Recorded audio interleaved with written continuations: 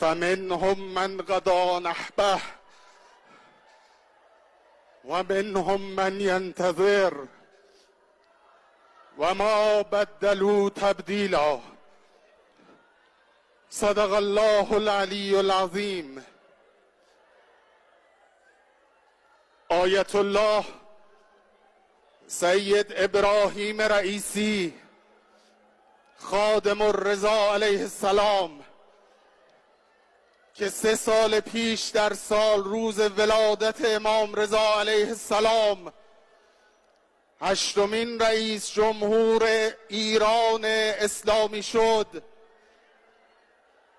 در شب ولادت امام رضا علیه السلام به شهادت رسید.